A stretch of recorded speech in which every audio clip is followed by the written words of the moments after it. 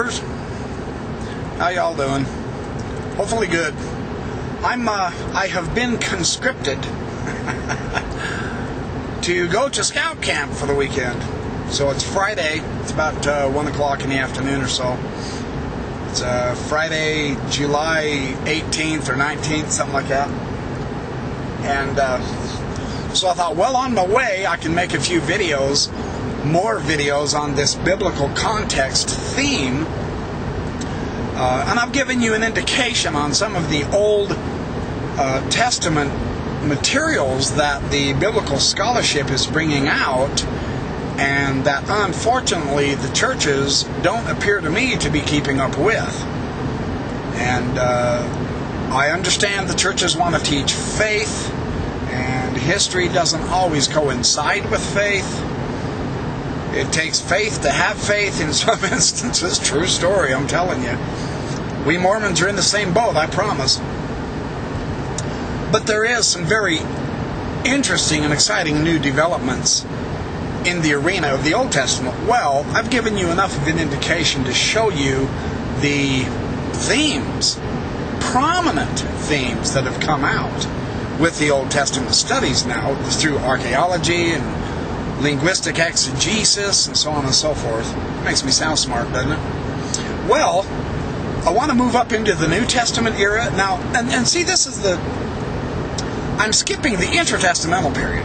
There was 400 years between the Testaments where no canonical scripture was included, but the canon is a political thing anyway. I don't know if I necessarily accept the canon.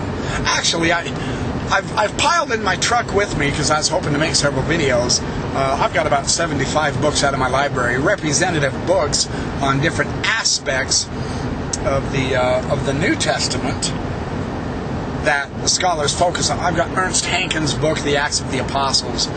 Very important study on the book of Acts, showing technically that it's not a history of the church.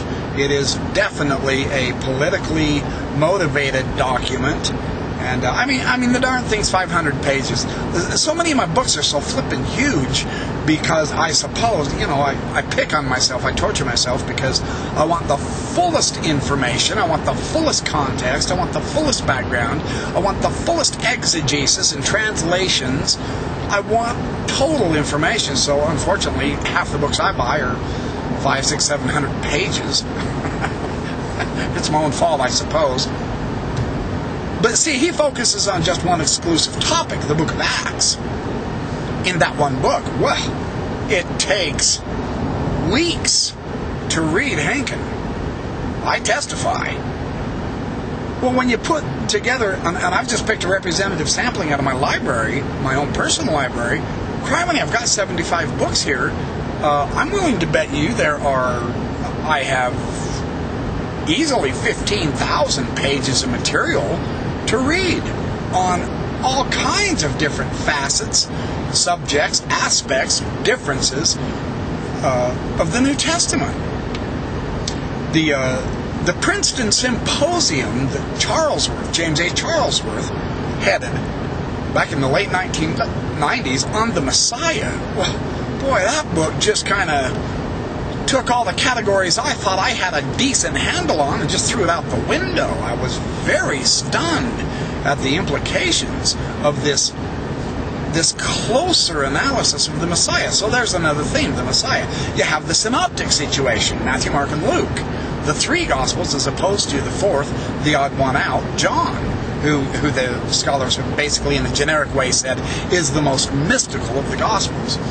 Well, I think on my way to scout camp, what I'm going to do is I brought a lot of these so that I could give you the references, and then I'll read a bit out of as many as I can so that you get an idea, you get a sampling of what the scholarship is doing. But once again, we find ourselves in the same boat as with the Old Testament, as with ancient Israel. Well, with Israel in the time of Jesus, that's not to say anything about the historical Jesus. Oh my goodness. The literature on the historical Jesus is forbidden.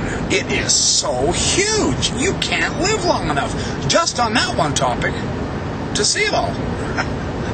there's lots of different interpretations of Jesus, of course, one of the most written on topics on the face of the planet.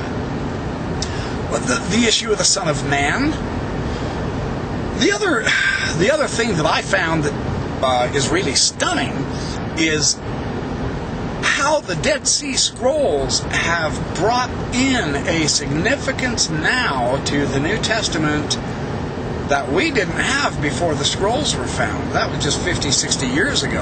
And since all of the fragments were released, thank you, Robert Eisenman, for being a part of that, getting these scrolls out into the public hands. It's a travesty how the scroll scholars treated them, but that's bygone conclusion. That's foregone. That's past history. Now the question is, what about all this new stuff? How do the Dead Sea Scrolls affect our understanding of the Bible and the New Testament and Jesus and salvation by works as opposed to grace? And I mean, there's a myriad subjects, man. It will just knock you out. Thousands, tens of thousands of pages. I have a lot of new information. I brought quite a bit of it with me on the Dead Sea Scrolls. Robert Eisenman's ideas, I'm well aware, are controversial. I realize he is almost contraband. He has been excluded out of several Dead Sea Scroll conferences, which is utterly stupid.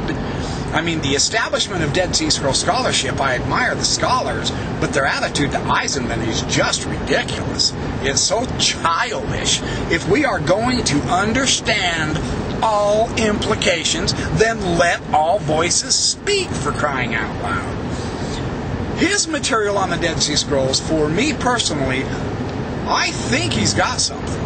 I really do. I understand there's people who completely disagree with you. They won't let you in on their symposiums. They won't publish your books and all that. Well, welcome to YouTube, folks. I'm going to say what I want to now anyway on YouTube. You can't stop me from producing my own videos. Robert Eisenman's ideas are electrifying. That doesn't mean he's right, but he's worth listening to. He brings the new fragments, the Dead Sea Scrolls, up into New Testament times, and he contends that several New Testament personalities are being discussed in those Dead Sea Scrolls. In a nutshell, we know St. Paul in the New Testament is the big apostle. He is the hero. That's because his followers won the war of who was allowed to become Orthodox Christianity. Bart Ehrman has some phenomenal information, another fabulous Bible scholar, on what orthodoxy means and how they corrupted the Scripture. Yeah, orthodoxy did. Very interesting how he analyzes that information. So we know that from the New Testament point of view, those who won the war and liked what Paul did with Gentile Christianity, they included most of his letters and writings and basically ignored all the rest and suppressed all the rest. The early church fathers, of course, fought against the Gnostics. That's another huge subject that is directly involved with New Testament context. Gnosticism was not an aberration. Gnosticism, I'm going to say something controversial here, hang on to your hats, sit down quick. Gnosticism was not apostate Christianity. Gnosticism was a branch of Christianity that lost the war for orthodoxy. Their doctrines are not necessarily false, they just interpreted things differently. Orthodox interpretations are obviously false. Otherwise, we would all be Jewish still, wouldn't we? Not Catholic. Oh, no. Catholicism didn't exist in Jesus' day, folks. We would still be Jewish if we had clung to orthodoxy. So absolutely every one of us Christians are the break-off from orthodoxy. So don't give me this, oh, well, you're apostate and all that jazz because you're not orthodox. No, we're not. Well, anyway, I'm getting off on a tangent. Eisenman contends we know Paul had many enemies. We know he fought against the followers of Jesus. That is recorded in the New Testament. And then he had his magnificent conversion and all that. Alan Segal, another very excellent Bible scholar, has analyzed Paul the convert in a most stunning way. I've actually used that text in some of my podcasts on the Trinity that the Christians are not liking on my YouTube. They don't